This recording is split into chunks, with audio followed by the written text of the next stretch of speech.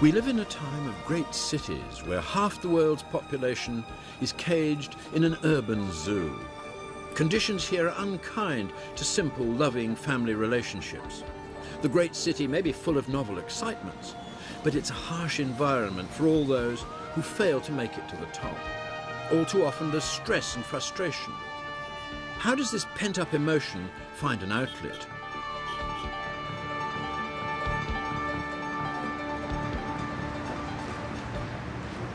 Last year in the United States, there were over 1 million cases of wife battering reported to the police. And heaven knows how many more that weren't reported. Some authorities put the figure as high as 4 million. And 4,000 cases annually see the battering so severe that it leads to the death of the female partner. This is a hideous problem of modern urban living, because it is essentially a phenomenon of the big cities. Well, there's people up in the house. I'll just knock there and see if everything's okay. Hi there. Yeah, 30, I got the right house. You best get cover down here. The fire department's on the way. That's because I tried Woke up, he came in here and he called when he saw you beat up. You know, Wayne was beating me up and I told my brother to call. And my brother went back. Please. I'm through playing games with you. Who am I? Can I talk? You never let go of me. Lisa, would you please come and talk to me? Lisa, would you please come talk to me? Okay. Let us work this out together, man. You guys are getting involved in something you shouldn't be. Would you let me work this out? Lisa, come here. Lisa, come here, please. Okay. Please, come here, Lisa. Can I talk? Okay. As city police forces throughout the world know all too well, severely stressed men frequently redirect their aggression onto their wives. Okay. The wife, the person who should be the most loved, becomes the most abused. You're going to sit in my car, then we'll talk about you talking to your wife. Do you understand that? With over half the human population now living in big cities, this is not a problem that's going to go away. But it wasn't always like this.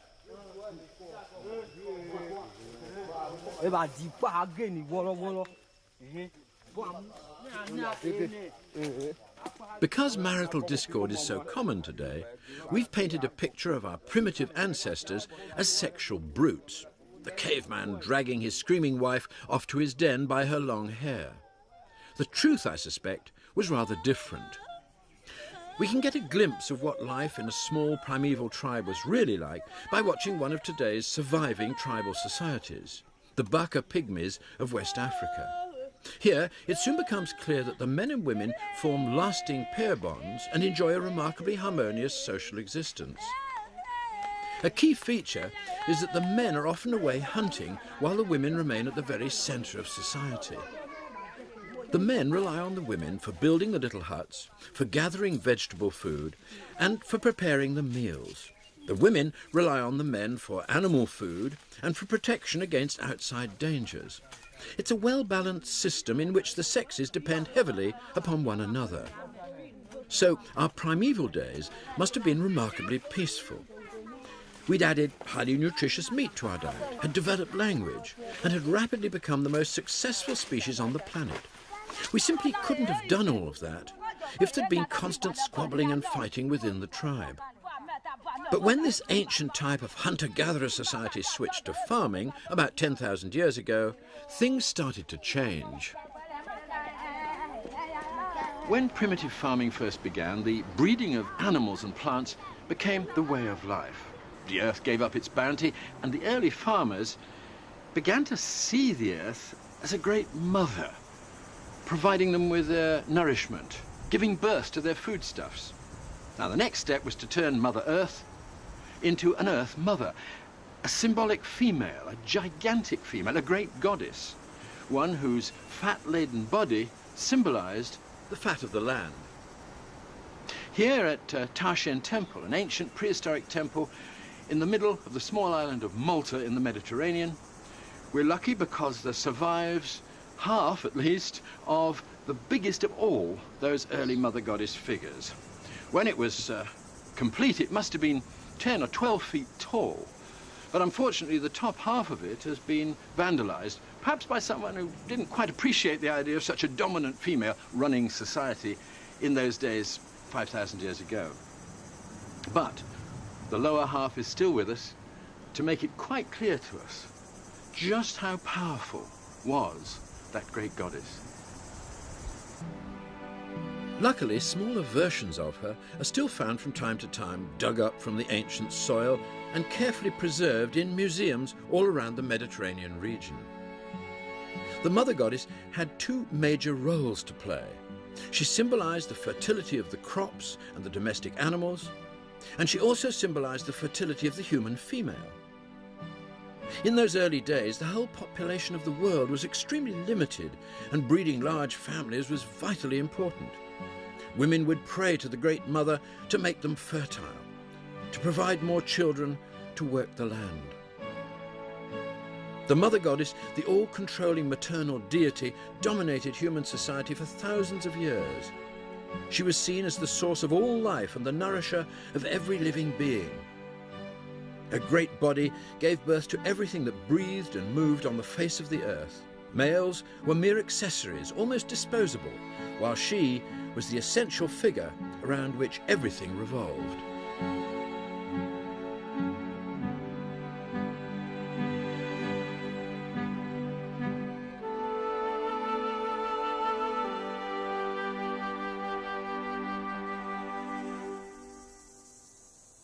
This is the site of one of the 7 wonders of the ancient world, the Temple of Diana at Ephesus in western Turkey. Diana was one of the last of the great fertility goddesses and flourished here in the 1st millennium BC. Her temple was the largest ever built, 3.5 times bigger than the mighty Parthenon in Athens. Sadly, little of it has survived. But all is not lost. A few statues of her still remain, like this one in the nearby museum.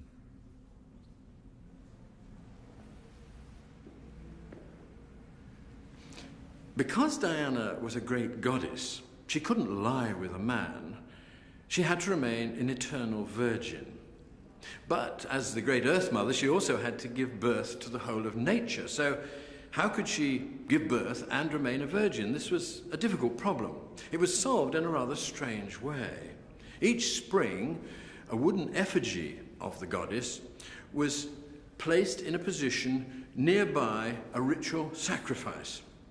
And at this sacrifice, bulls were castrated and their testicles were hung in rows around her body.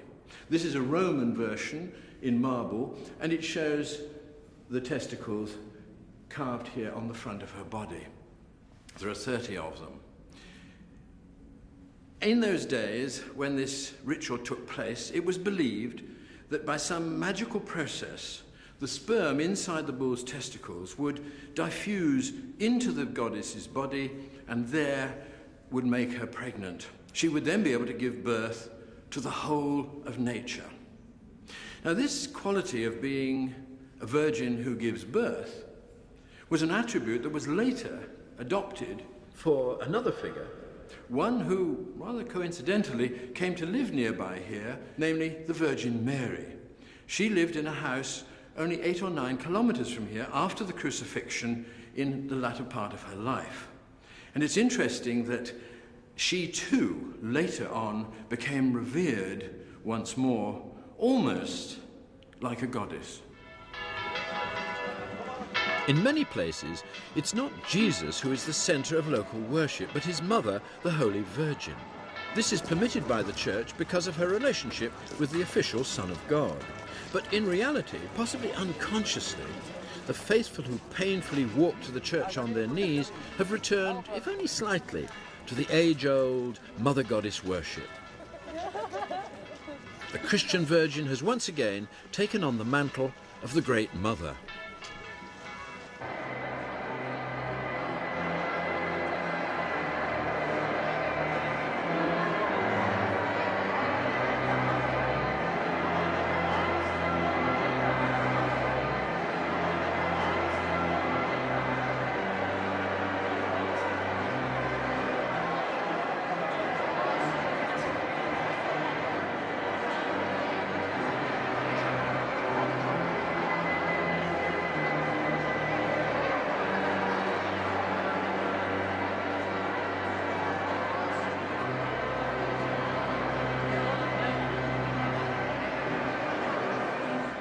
In the male-dominated Catholic countries, this worship of the Virgin Mary is a subtle form of religious rebellion that the priesthood finds hard to oppose.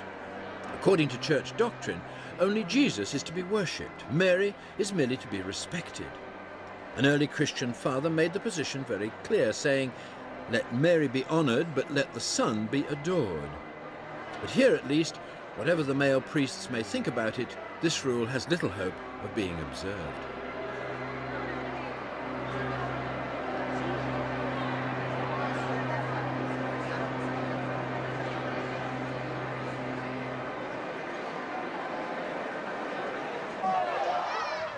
Outside this Spanish church, a precious statue of the Virgin is ceremonially carried aloft and shown to the emotional crowd.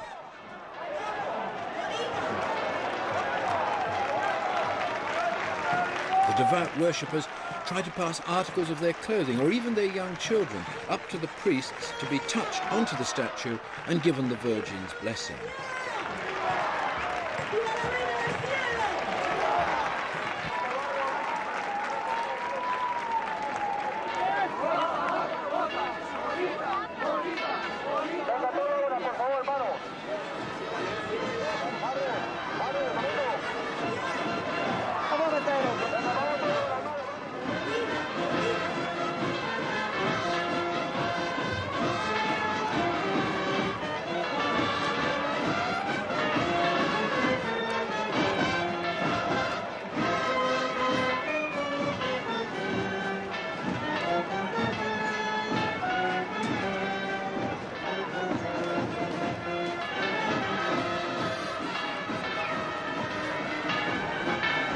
Similar scenes to this were no doubt witnessed on the sacred days of the early mother goddesses, such as Diana of Ephesus, but those have long since been forgotten.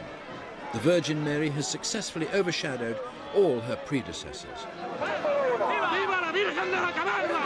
¡Viva la Virgen de la Caverna! ¡Viva nuestra madre!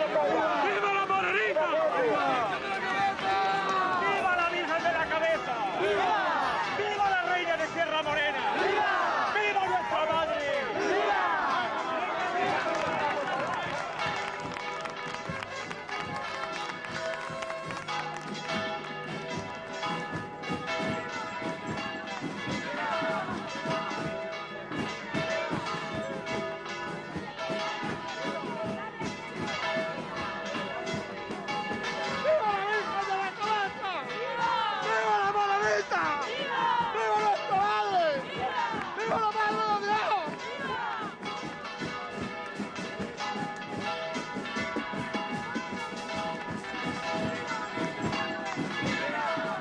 This adoration of the Virgin Mary was frowned upon by some religious authorities.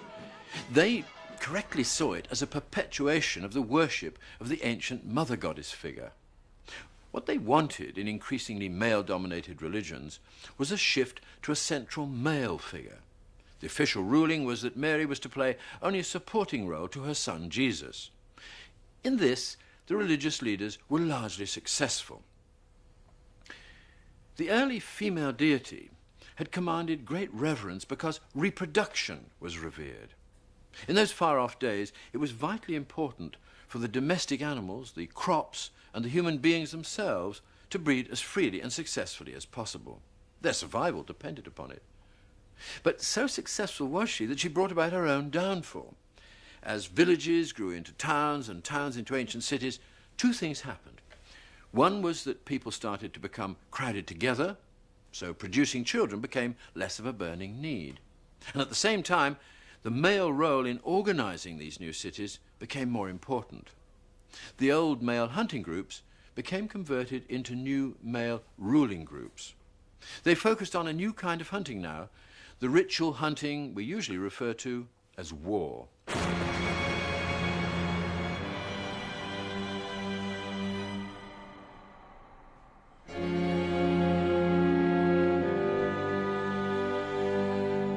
War is usually described as human aggression, but in reality, it's more like stylized hunting. It bears little relation to true animal aggression. These young men don't know their enemies. They don't kill them because of personal hatreds. They kill them impersonally, like picking off distant prey, more to support their buddies than anything else. At the level of the common soldier, war is little more than an exploitation of the primeval hunting pattern of the human male by leaders with private agendas of their own.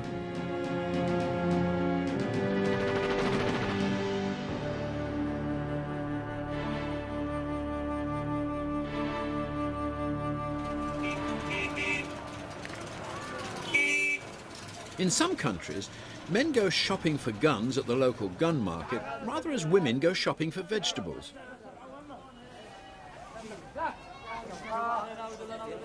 Guns have had an abiding fascination for men ever since they were invented 600 years ago. The Freudian interpretation of the gun as a metal phallus that ejaculates bullets has become something of a joke. And yet the glee with which men play with their guns and the excitement generated when they fire them off does seem to go beyond the merely military. Are these men really thinking of the damage to human flesh that these weapons can cause as they lovingly inspect them and fondle them? Or are they acting out some deeper, more carnal masculine fantasies? Although it's true that women have been known to engage in gunplay from time to time, the world of firearms has always been a predominantly male pursuit and has gradually become a standard expression of masculine power and the enforcement of male domination. Any attempt to take guns away from men who are used to carrying them produces a passionate reaction so intense that it's almost as if they're being threatened with castration. And it's undeniable that the development of male weapons from muskets to rockets has paralleled the rise of masculine domination in human society.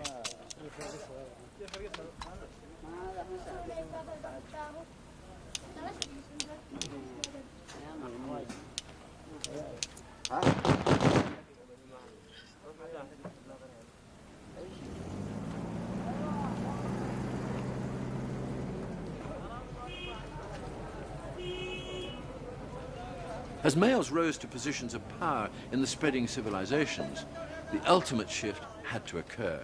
Even God had to change sex. The great mother goddess had to become God the Father, an all-powerful masculine figure more suited to the harsh new world of weapons, dungeons, tortures, battlefields, and other such manly inventions.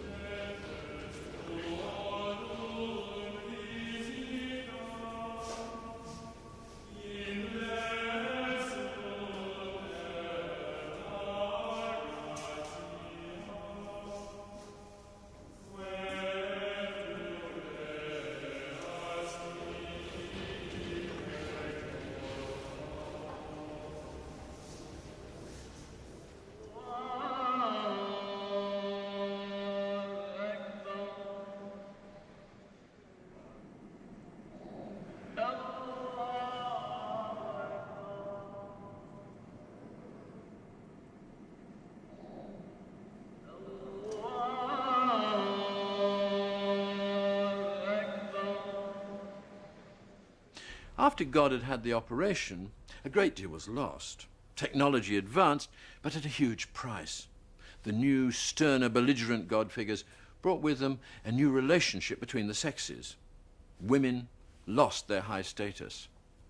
For 1 million tribal years, they'd been the equal of males. Different, but equal. But now they were relegated to a subordinate role. The gender wars had begun. In some cultures, even today, women are still treated as possessions of their husbands and must hide their faces from all other men. It's always been assumed that the wearing of the veil is Muslim in origin, but this isn't the case. It was originally introduced by the ancient Assyrians as a way of labelling high-status females. The custom was later taken over by male-dominated Muslim countries, despite the fact that in the Quran it states, and I quote, "Women shall with justice have rights similar to those exercised against them," unquote. At a social level, somewhere along the line, those rights seem to have been lost.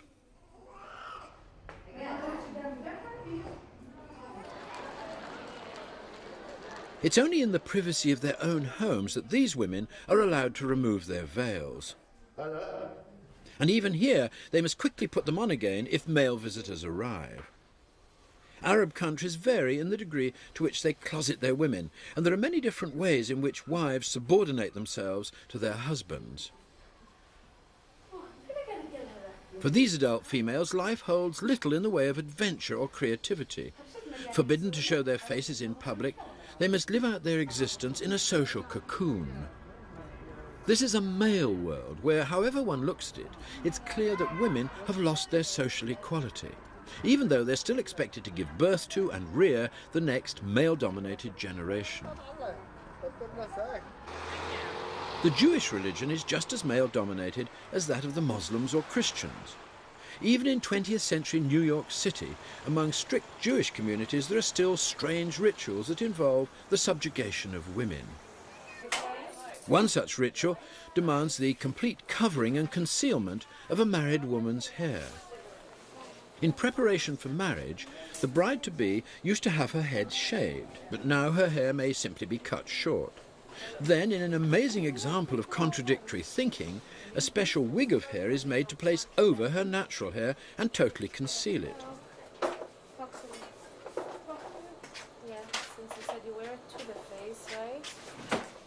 In this cunning way, she can privately obey her strict religious laws, while at the same time publicly remain a fashionable New Yorker.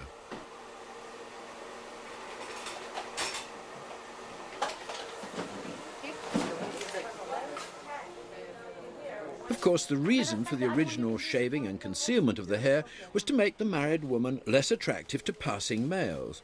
And the irony of this modern interpretation of the ancient tradition is that the wig is sometimes more beautiful than the original hair itself.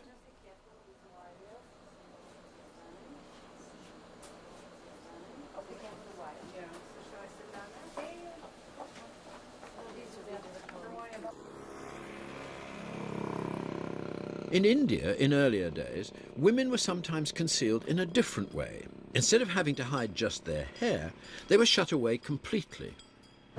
This magnificent facade of the Palace of the Winds in Jaipur may appeal to us today as a brilliant piece of architecture, but when it was actively in use, it was a sad witness to yet another example of female subjugation.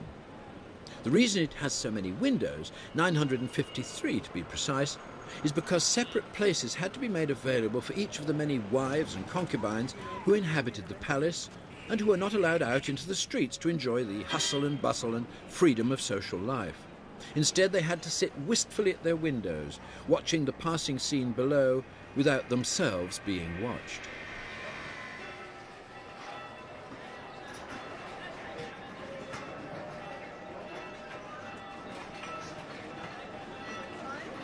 One feature of the human female that has always been of great significance is her virginity. Now, there always has been and always will be a primeval sexual inequality between human males and human females, and that concerns certainty of parentage. Obviously, when a woman has a baby, she knows it's hers. But the man can't be absolutely certain whether or not he is the father. Now, over the centuries, there have been a number of attempts to reduce that uncertainty, and some of those have been pretty brutal. The most horrific of all is the operation called female circumcision. It may come as a surprise to you to learn that there are over 100 million women alive today who've suffered that particular form of mutilation.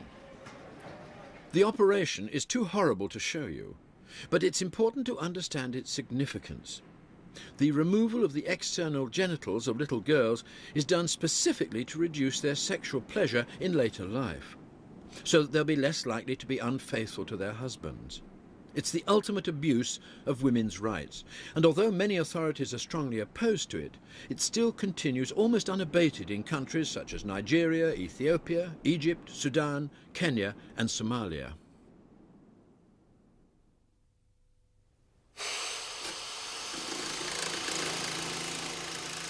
The nagging fear that a wife might be unfaithful has driven men to bizarre lengths. They can veil her, keep her indoors, circumcise her, but none of these measures provides a final guarantee of total fidelity.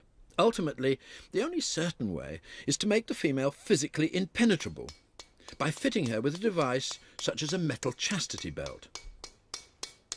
500 years ago in Padua in Italy, an eccentric tyrant forced his female partners to wear a metal contraption that he called a girdle of chastity. It consisted of a metal belt with a section that passed between the women's legs. Padlocked into position, it made it impossible for any man to have sexual access to them, even by force. And try on if they want to. What are these for? Over the centuries, the chastity belt became a source of many jokes and male fantasies, but contrary to popular opinion, it was never widely used. Today, beautifully crafted examples are still being made, but more for sexual amusement than for sexual control. Into this. So this now that should slip onto the third staple there. That's fine. Yeah. And then if you'd like to go to the front and just take that up. Forecast. Is that comfortable? Yeah? Wow. Yes, it will be. Yeah. Push it down onto her hips and slip it into the third. That's right. Ooh. There you go. Yeah. Yes, that's super. Well, that's a nice fit actually. That's not too tight. And then we can do the locks. I'm sure you'd like to do that, wouldn't you? Yeah. This is what you've been waiting for, to actually lock the lady up. Right. Or you can push it against the brass actually, if you want to. That's it. And there's your side one. I won't get the keys mixed up for you. But they have, yeah, but there are 2 keys for each. That's it. Right. This is it then. Let's see how it fits. That's a very nice fit. Brilliant. Is that comfortable? It's really For good. you? Yeah. Yeah, it's Smashing. Yeah. There was one recent case of a chastity belt being put to serious use. A rape victim, traumatised by her experience, was only able to summon up courage to leave her house after she took to wearing one. Gradually she regained her self-confidence and saved her marriage. So even this notorious implement of female subjugation was eventually turned into an aid to female freedom, at least for one woman. Oh, yeah. beautiful. Not all the devices of male domination are as blatant or as strange as the chastity belt. Sometimes they're so ordinary and familiar that they're taken for granted. Even in the liberated Western world, there are subtle ways in which the long shadow of female possession is still cast over our social occasions. Couples are still named as Mr. and Mrs. Smith, with the husband having taken possession, if not of his wife, then at least of her maiden name.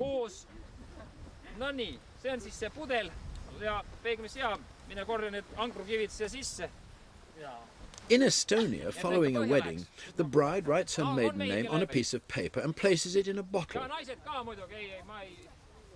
Each of her wedding guests adds a small pebble to help make it sink, and the groom then seals the bottle and throws it as far as possible out into the sea. The bride makes a solemn promise not to swim or fish near the spot, and her maiden name is gone forever. But it could be argued that the true symbolism here is that her name may be bottled up, but it's not destroyed.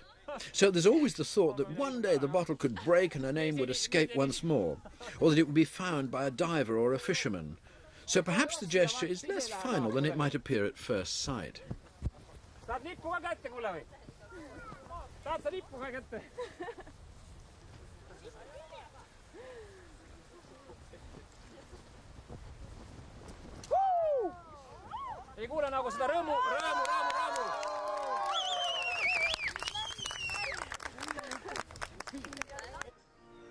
The genteel atmosphere of the typical Western wedding appears to be balanced enough, but beneath the surface there again lurks the shadow of the dominant male taking possession of his mate. For instance, the bride is given away by her father. She's passed on like a piece of property from the father to the groom for safekeeping. Nobody gives the groom away. The placing of a wedding ring on the third finger of the bride's left hand is also significant. The left hand is, by tradition, inferior to the right, and the third finger is used because it has less independence of movement than the other digits. So the placing of the ring on that particular finger is meant to symbolize the inferiority of the bride and her loss of independent action. And before this congregation, I therefore proclaim that they are husband and wife. After the wedding reception, when the couple are about to leave, they may find old shoes tied to the back of their getaway car. This harks back to the time when the bride's father would give one of his daughter's old shoes to the groom, who would tap her on the head with it, symbolising the fact that the father can no longer spank his daughter and that this is now the duty of the husband. The car speeds away and the couple set off to perform another ancient custom, the honeymoon.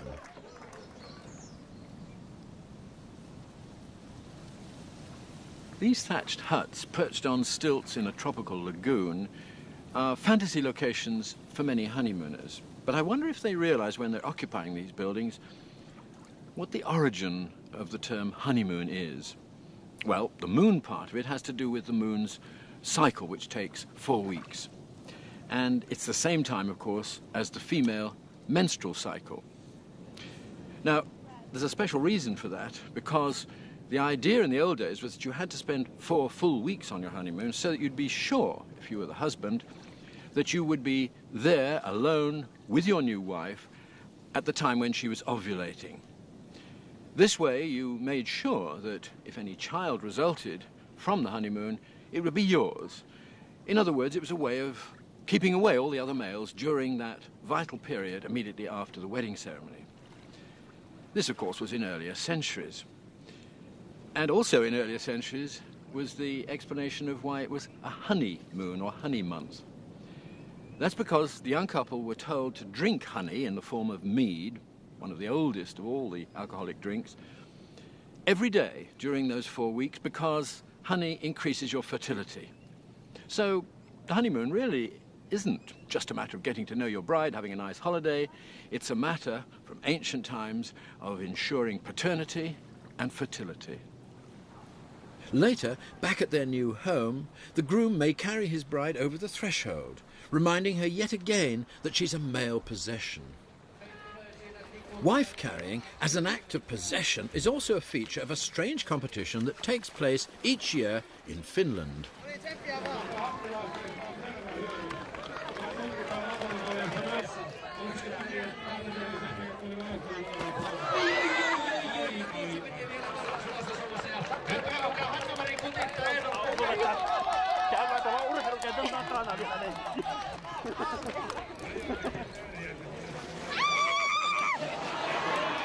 Although this wife-carrying contest is a light-hearted affair, its origins are less amusing.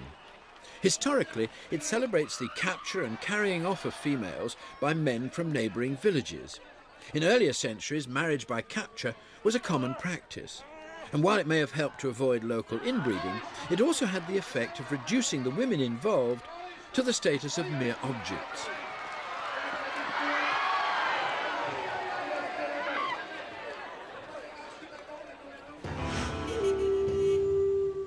After countless years of subjugation, the 20th century saw the start of a major female revolt and the first serious challenge to masculine control.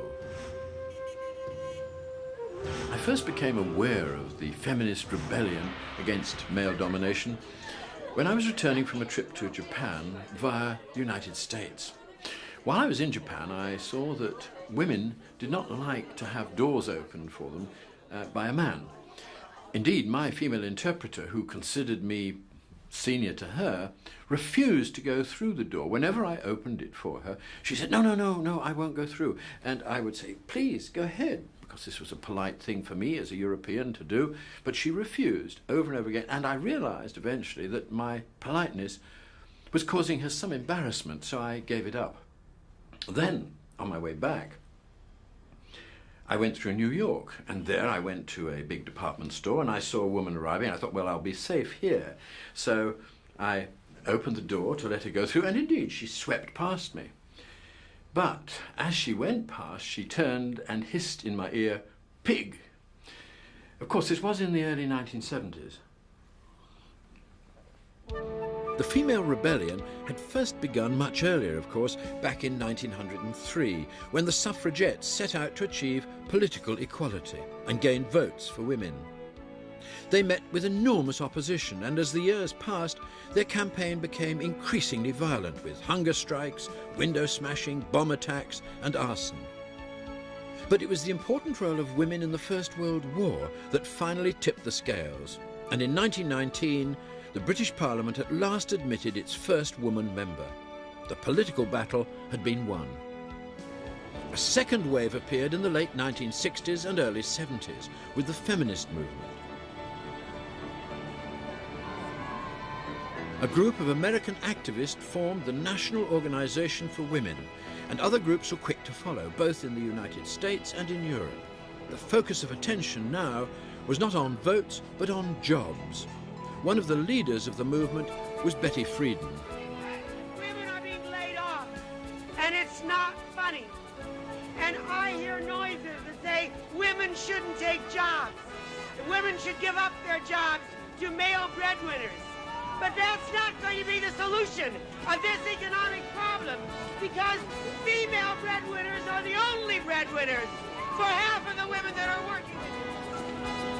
At its most passionate and extreme, the feminist movement became a hymn of hate for all things masculine.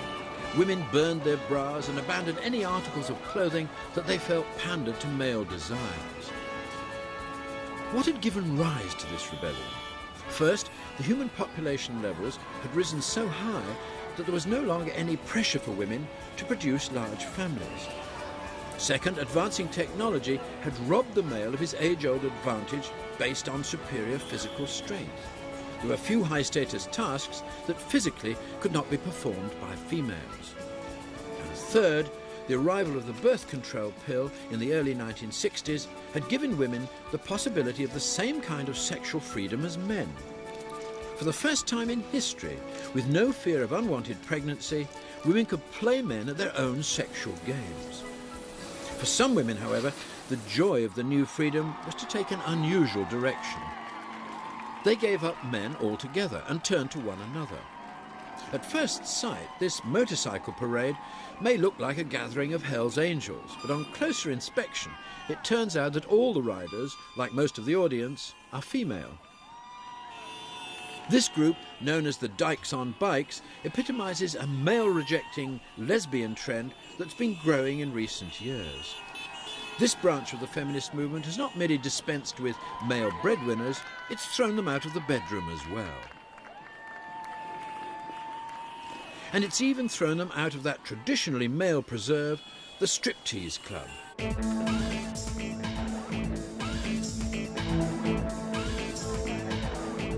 In this club, females dance strictly for other females.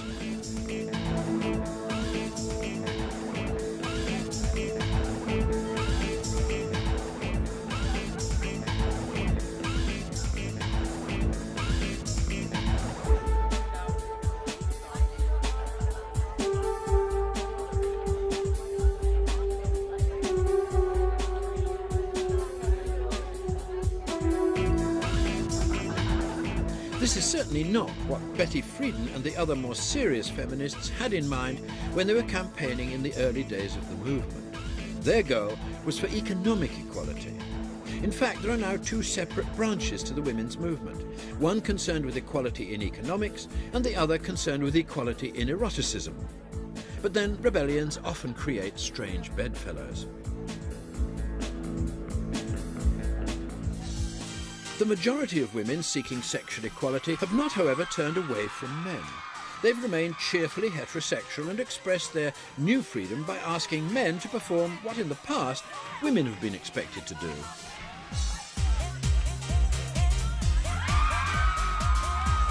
The lack of inhibition demonstrated by these women represents a major change of image for the modern female. Biologically, the human female has always had a powerful sexual potential. In the past, this has been culturally suppressed. Now, at last, it's joyfully released. Now the need to breed has been lessened, and there are techniques readily available to avoid pregnancy. The females can once again enjoy a full equality with the males. But it's a new kind of equality. The old equality was based on the fact that heavy maternal duties didn't marginalise the females and cast them out to the fringes of society. Indeed, it was the males' hunting lives that marginalised them. The females, despite their maternal duties, remained in the very centre of society. Today, The females have regained their central role not by restructuring society, but simply by leaving the home and joining the males in the new workplace. This allows them to demonstrate their equality in intelligence, in ambition, and in energy. But it leaves them with one major disadvantage. The maternal urges deep inside many modern females are still strong. The nature of many work patterns clash with the need to produce even a single child. And for women, this is the principal problem that remains to be solved.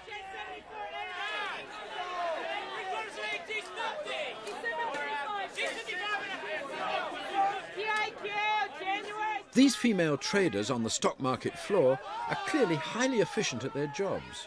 But in joining the male rat race, they've inevitably lost some of their femininity. There's no place here for babies or children. It's an uncompromising, unfriendly atmosphere. Make it a total of 15,000, all right? Yeah. Because I just sold another 1,000. But there's no going back now for the new woman. For her, the sky's the limit.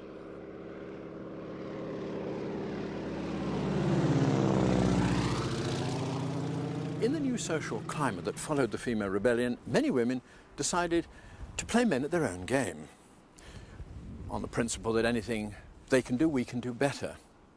Now, men, as part of the adaptation to a primeval hunting life, had evolved a strong inclination to take risks, so women would do the same. The female daredevil was born.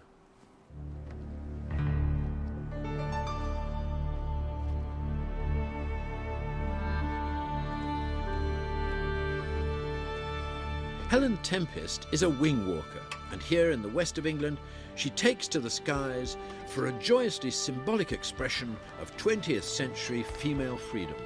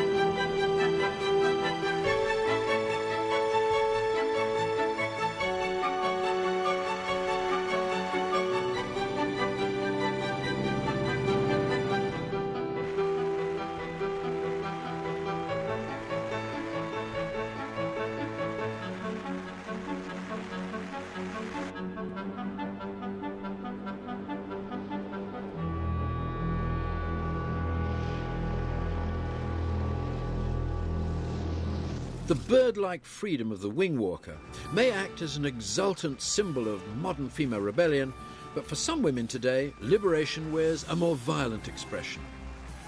These female Japanese wrestlers are free to be as brutal as their male counterparts, with bruising results. Perhaps here we're seeing the freedom of females to behave as crazily as males.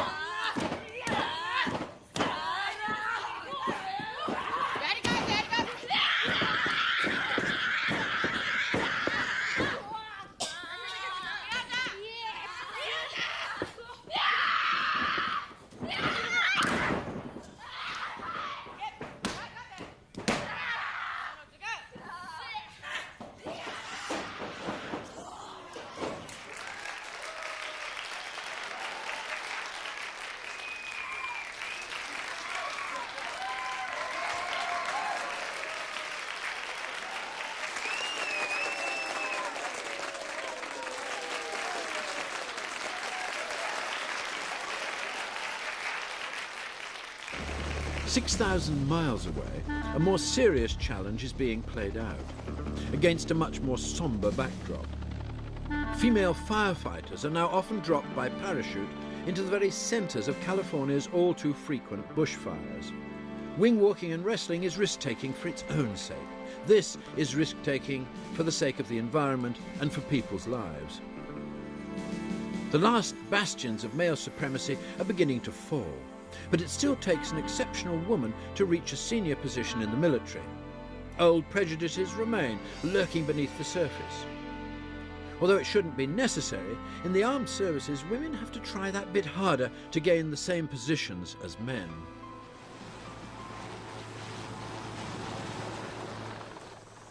There have always been exceptional women, women who rose to positions of fame and power. None more extraordinary than Queen Hatshepsut, who ruled Egypt about 3,500 years ago.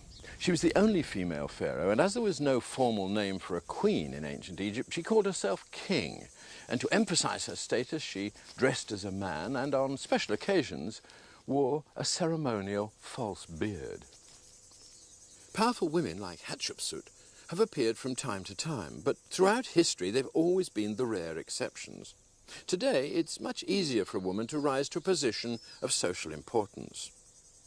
So women today, at least in the West, have managed to rebel successfully against the old tyranny. Or have they? The truth is that, although they've made a lot of progress, there's still a long way to go before they can regain the equality of the sexes that existed back in prehistoric times. Outside the great cities of the West, they're still looked upon very much as possessions and inferior beings in many, many cultures. And even in the West itself, there's still the problem of battered and abused wives to be solved. Despite all the advances that have been made, for a woman to gain a role of social dominance still requires a truly exceptional personality.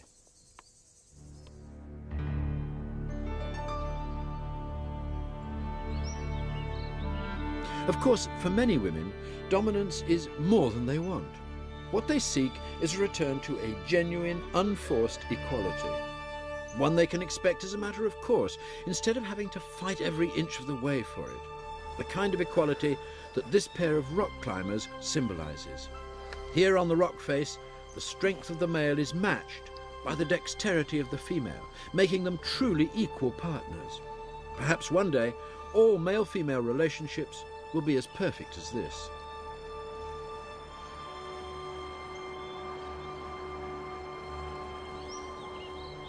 In the meantime, males and females can, in theory, work alongside one another in a balanced relationship based on talent rather than gender, with the battle of the sexes relegated finally to history.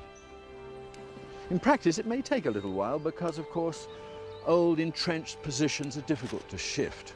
But the conditions are right for a new era of male and female cooperation, accepting the sexual differences, but also accepting sexual equality.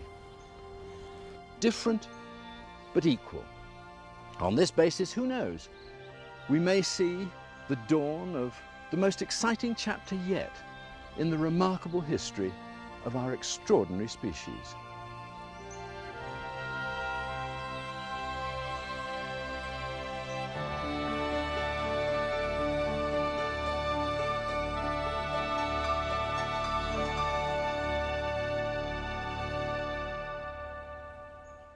Bye.